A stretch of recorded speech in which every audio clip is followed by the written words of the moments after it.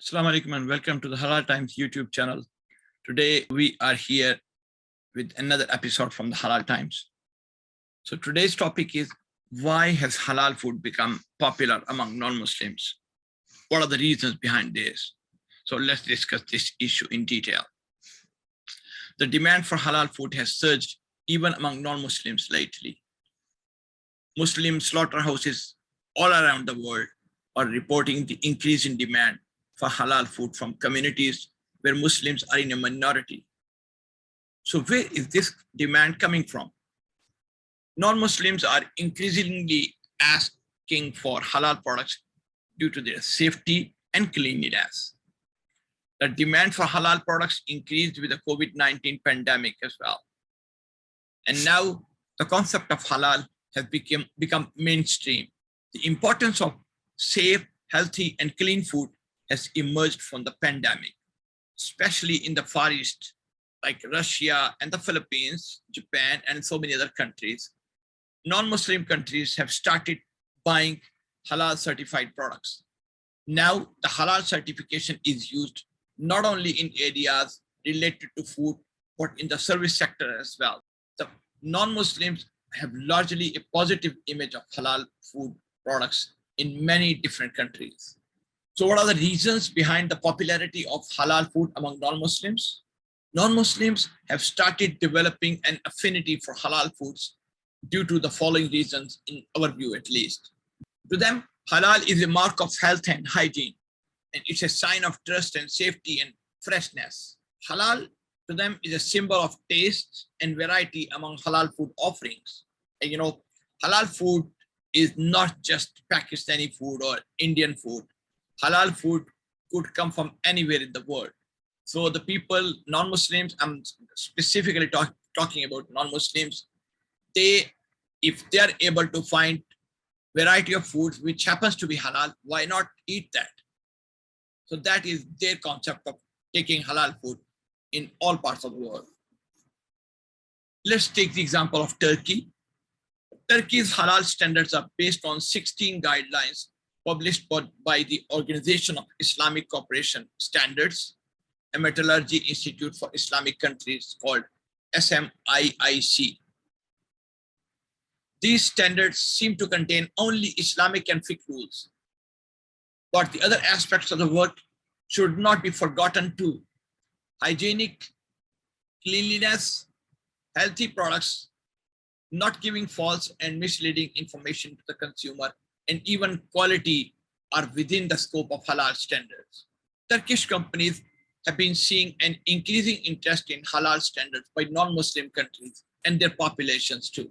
According to one of the officials related with a large Turkish company, there was a demand for all halal certified products before the pandemic started.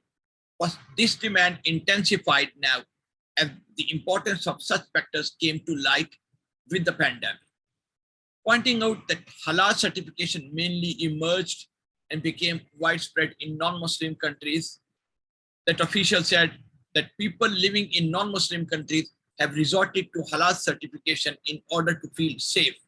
Most of these applications to us are from non-Muslim countries.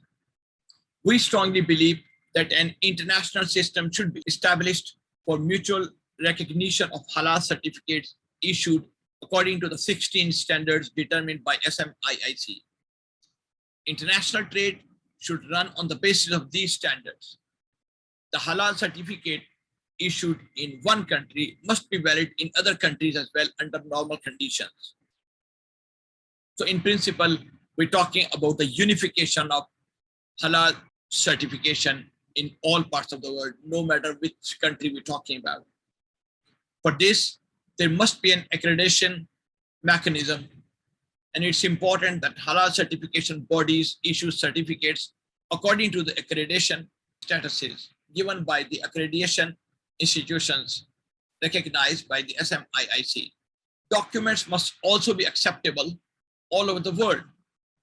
Unfortunately, today what is happening is that different countries have different halal standards and halal certification approaches.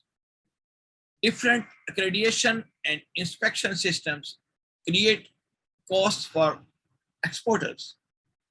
Many food exporters get different halal certification for different countries, and the cost is very high. That is a big problem for the exporters all over the world. For example, if you cannot establish a mutual recognition mechanism and provide mutual recognition of halal certificate, what happens is that both the cost for the producers increase and the consumers hesitate about which product halal and clean and which one is not.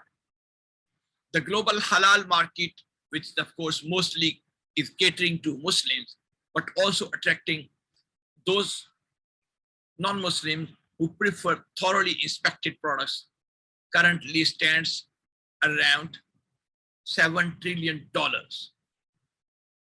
And this is an estimate according to recent statements given by the halal industry experts. The field includes many sectors such as cosmetics, chemical and cleaning products, agricultural products, food, energy, tourism, and finance, and so many others as well, of course. Turkey is a home to a large Muslim population, but it also strives to be a pioneer in this growing field. So let's work together to make the halal standards universal ones. Let's try to reach out to every person in the world so that they can start consuming halal food instead of the haram ones. Thank you so much. And inshallah, we hope that in a few days' time, we'll be able to come up with another episode from the Halal Times. Thank you so much for your time. And inshallah, talk to you later. Assalamu alaikum.